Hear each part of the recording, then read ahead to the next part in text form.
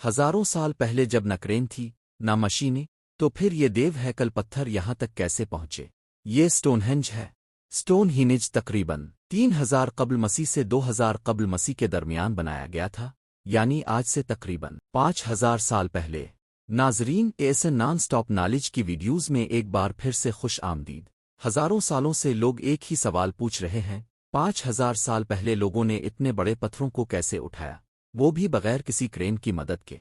बात सिर्फ पत्थरों को उठाने की नहीं थी, बल्कि इनमें से कुछ पत्थर तो 180 मील दूर से लाए गए थे। उन पत्थरों का वजन एक डबल डेकर बस जितना था, और उन्हें सैकड़ों मील दूर से लाया गया था। तो इसके पीछे असल कहानी क्या है?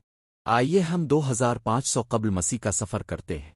वो वक्त जब लोहे के औजार नहीं थे, इंजीनियरिंग नहीं थी, और यहाँ तक कि कैलकुलेटर का नाम वो निशान भी नहीं था। फिर भी उन लोगों ने इतने भारी पत्थरों को 180 मील के फासले से कैसे ट्रांसफ़र किया? इसकी वजाहत करने वाले कई नज़रियात हैं। पहला नज़रिया, जिसे रोलिंग थ्योरी के नाम से जाना जाता है, इस नज़रिए के मुताबिक उन लोगों ने पत्थरों को लकड़ी के गोल रोलर्स के ऊपर रखा और उन्हें घसीट कर ले गए। ताहम जब मुहक्किकीन ने इलाके का जायजा लिया, तो उन्होंने दरियाफ्त किया कि इस रास्ते में गीली ज़मीन और नदियां भी थीं, जिसकी वजह से पत्थरों को रोल करके ले जाना बिल्कुल भी मुमकिन नहीं लगता। इसके बाद दूसरा नज़रिया आया। 2016 में नीदरलैंड्स में किए गए एक तजर्बे से ये बात सामने आई कि रेत पर पानी डालने से फ्रिक्शन को नुमायां तौर पर कम किया जा सकता है, तकरीबन 50% तक। इसका मतलब यह हुआ कि भारी सामान को घसीटने के लिए कम लोगों की ज़रूरत पड़ती थी।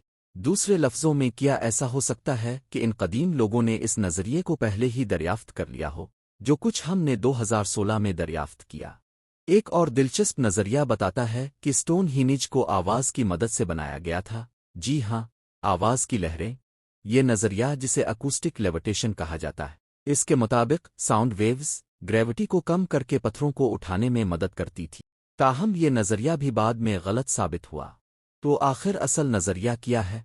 जदीद माहिरीन आसार कदीमा का ख्याल है कि इन लोगों ने लकड़ी के रैंप, रस्सियों और पुली सिस्टम का इस्तेमाल किया था। हालिया तजर्बात के मुताबिक इस तरीके से सिर्फ 100 आदमियों की एक टीम 10 दिनों में एक बड़े पत्थर को खड़ा कर सकती है, जो कि सिर्फ लकड़ी, रस्सियों और इंसानी जहानत के इस्तेमाल पर मुनहसिर है।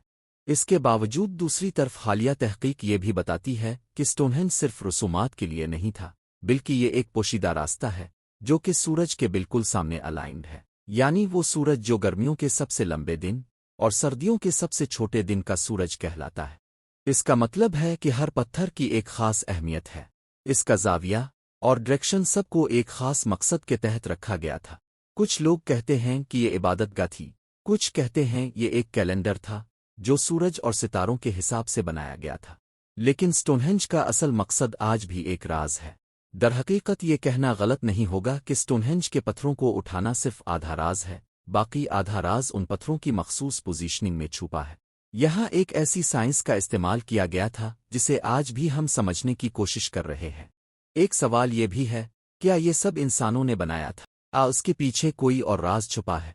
जो भी हो, स्टोनहेंज आज भी हमें हैरान करता है। नाजरीन, ये यादगार हमें सिखाती है कि कदीम इंसान हमारी सोच से कहीं ज्यादा ज़हीन थे, और शायद हम अभी भी उनके राज नहीं समझ सके हैं। आपके ख्याल में स्टोनहेंज कैसे बनाया गया होगा? कमेंट्स में ज़रूर बताएं, और मज़ीद दिलचस्प वीडियोज़ के लिए चैनल को सब्सक्राइब करना ना भूली। मिलते हैं अगली वीडियो में, तब तक के लिए अल्लाह हाफिज़।